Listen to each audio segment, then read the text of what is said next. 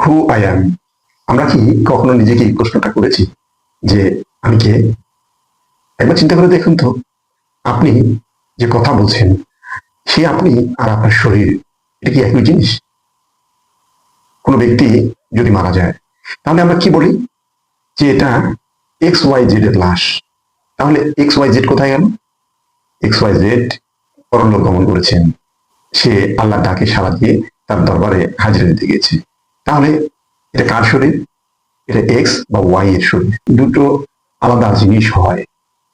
তাহলে আপনি একবার চোখ বন্ধ করে চিন্তা করুন তো, আপনার শরীর এবং আপনার মন, এই দুটো কিভাবে নিয়ন্ত্রিত হচ্ছে এবং কিসের দ্বারা নিয়ন্ত্রিত হচ্ছে? আপনার শরীরকে এই পৃথিবীর জমিনে উৎপাদিত ফসল দিয়ে, উৎপাদিত শাক সবজি খাদ্য দিয়ে সুস্থ এবং সবল রাখার জন্য আমরা চেষ্টা করে যাচ্ছি। তাহলে একটা শরীরের চাহিদা অনুযায়ী আমরা যদি এই পৃথিবীর জমির উৎপাদিত ফসল দিয়ে খাদ্য খেয়ে ঠিক রাখার চেষ্টা করি, তাহলে যে রুহটা, যে আমি আমি ব্যক্তি রাজীব বা আমি ব্যক্তি এক্স ওয়াই জেড যা এই শরীরের মধ্যে অবস্থান করছে, এর খাদ্যের প্রয়োজন নেই। তাহলে তাকে আমরা কি খাদ্য দিচ্ছি? মহান রব্বুল আলামিন আমাদের মধ্যে যে রূহ প্রদান করেছেন, সেই রূহটাই হচ্ছে আমি ব্যক্তি রাজীব অথবা এক্স ওয়াই জেড।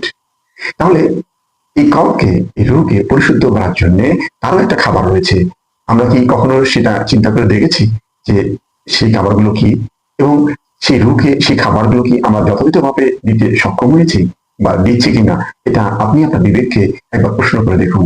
আমরা শরীরের ত্বককে সুন্দর করার জন্য, শরীরের ফিটনেসকে সুন্দর করার জন্য, শরীরকে কর্মক্ষম রাখার জন্য এক্সারসাইজ করছি, খাবার গ্রহণ করছি, ডাক্তারের পরামর্শ নিচ্ছি, ওষুধ গ্রহণ করছি, কিন্তু যে রূহ, তার খাবার, তার পরিশুদ্ধতা, তার সুস্থতার জন্য আমরা কতটুকু সচেষ্ট হয়েছি, তার খাবার নিয়ে কতটুকু বিচার বিশ্লেষণ করছি, এটা আপনি আপনার বিবেককে একবার জিজ্ঞাসা করে দেখুন।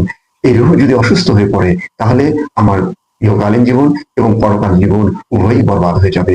এজন্য আমরা রূহ যে খাবার, আল্লাহ আমাদেরকে যে কোরআন দিয়েছেন, আল্লাহ আমাদেরকে যে নবী পাক সাল্লাল্লাহু আলাইহি ওয়াসাল্লামের মাধ্যমে একটি গাইডলাইন দিয়েছেন, তা যদি আমরা যথাযথভাবে অনুসরণ অনুকরণ করে আমাদের জীবনকে পরিচালনা করি এবং নবী সাল্লাল্লাহু আলাইহি ওয়াসাল্লামের আদর্শ আমাদের জীবনে বাস্তবায়ন করার চেষ্টা করি, তবে আমাদের রূহ পরিশুদ্ধ এবং সুস্থ থাকতে পারে। তাই আসুন আমরা আমাদের শরীরকে যেমন সুস্থ রাখার জন্য চেষ্টা করব, তেমনি আমরা আমাদের এই অন্তরকে, এই রূহকে আমাদের পরলৌকিক এবং ইহলৌকিক মুক্তির জন্য তাকেও সুস্থ রাখতে হবে।